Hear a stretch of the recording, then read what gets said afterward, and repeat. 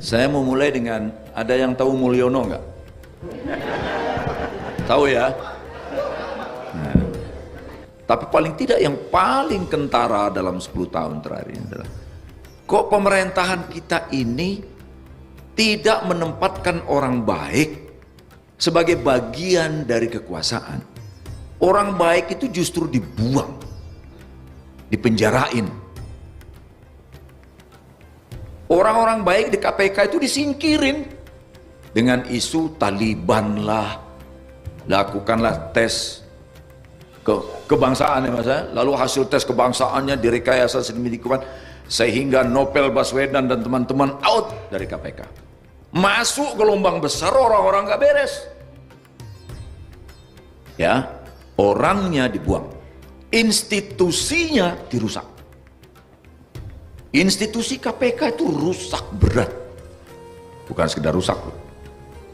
Padahal institusinya itu yang baik telah melahirkan satu sistem yang baik di KPK itu, sehingga orang yang nggak benar masuk KPK itu tertahan niat-niat buruknya.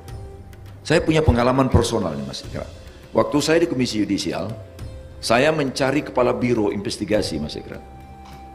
Kepala Biro Investigasi itu jadi intelnya, bareskrimnya Kaela. Saya butuh syarat dari dua institusi yang penting ini, kejaksaan atau kepolisian. Kepolisian saya singkirin, nggak bakal ketemu nih. Lalu ada rekomendasi dari Pak Busro, ada nama X, itu baik waktu dia di KPK. Oke. Ternyata dia sudah dinas di Pengadilan Kejaksaan Tinggi Lampung. Saya ke Lampung. Saya temuin dia dan dia bersedia.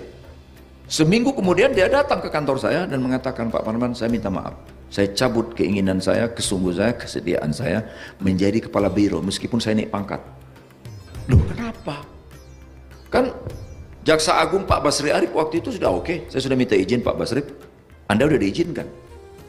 Bukan itu masalahnya. Saya tahu betul Pak Parman butuh standar tinggi, orang standar tinggi. Saya bukan Mr. X yang dulu ketika saya di KPK. Saya kembali ke induk semang saya dan saya kembali seperti yang dulu. Kok bisa begitu? KPK membuat dia terjaga. Saya tanya, apa hebatnya KPK sehingga Anda terjaga? Satu, rewardnya besar. Yang kedua, sistem kontrolnya ketat. Kami ini saling sadap antar penyidik. Jadi kalau saya melakukan sesuatu, penyidik lain tahu. Di KPK itu CCTV-nya semua sudut ada, kecuali kamar mandi. Di luar itu CCTV di mana-mana. Jadi saya ingat anekdot yang ke WA itu, enak zaman Pak Harto. Bawa uang 100 bisa beli minyak, bisa bawa telur, bisa bawa rokok, bisa bawa bawang goreng, dan seterusnya. Sekarang susah, bawa uang 100 nggak bisa dapat apa-apa masuk Indomaret. Kenapa? Ada CCTV.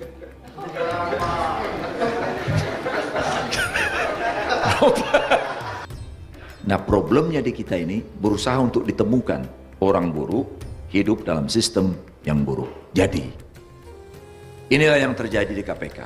Ini pula yang terjadi sebagian DMK hingga remuk beberapa putusannya. Dan ini yang terjadi di Mahkamah Agung. Saya 5 tahun ngurusin hakim Mas Ikra. 5 tahun. Dan berantem terus dengan Mahkamah Agung. Sampai saya dilaporkan ke polisi. Jadi saya pernah jadi tersangka Mas. Enak juga jadi tersangka itu ternyata. Ditersangkakan karena saya mengatakan waktu itu, Sarpin telah melanggar kode etik pedoman perilaku sebagai hakim. Ketika dia memutuskan Budi Gunawan lepas dari status tersangka oleh Komisi Pemberantasan Korupsi. Dan saya lalu bilang, Sarpin telah melanggar hukum acara dan kode etik. Dan saya sanksi dia non palu 2 tahun Mas. Ngamuk dia. Dia lapor ke Bareskrim, rupanya sudah ada cincai-cincai antara Bareskrim dengan dia, sehingga saya ditersangkakan. Jadi saya nikmati 2 tahun sebagai tersangka. Mahkamah Agung itu setiap kita berusaha untuk membenahinya, resistensinya kuat sekali. Tidak boleh parkir di Malioboro, tidak boleh menyeberang sembarangan, kaki 5 tidak boleh ada di Malioboro. Di luar dugaan saya Mas Ikrar, yang protes itu pertama polisi Pak, diam-diam.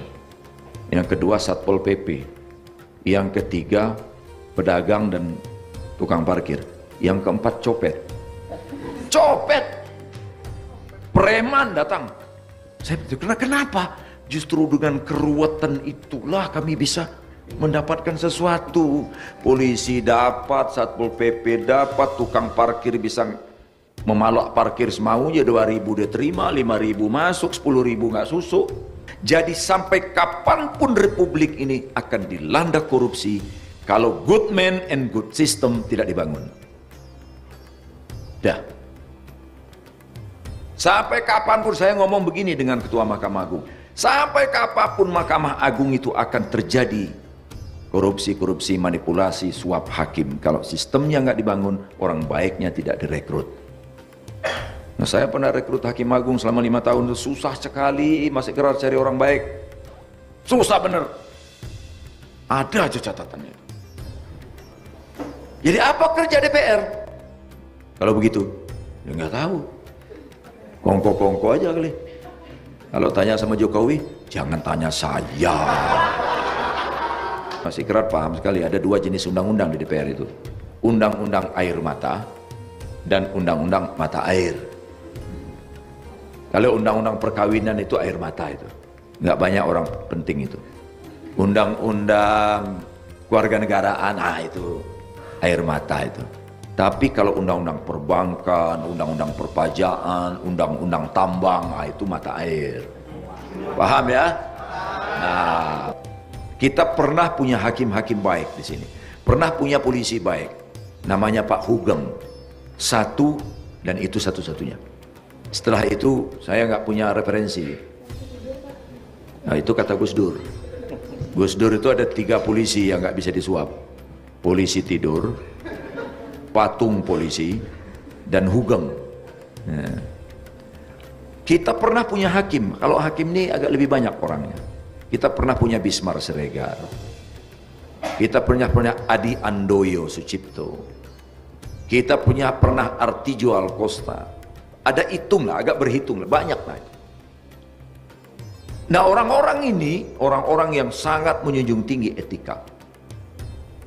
Jadi kalau adik-adik pengen jadi hakim, kalau ada anak fakultas hukum, Anda siap menjadi insan kesepian. Nah, masih ada hakim-hakim yang seperti ini. Jaksa adalah, tapi juga nggak banyak. Saya bisa mengingat ada Baharudin Lopa. Tapi sebelum Baharudin Lopa saya nggak punya referensi.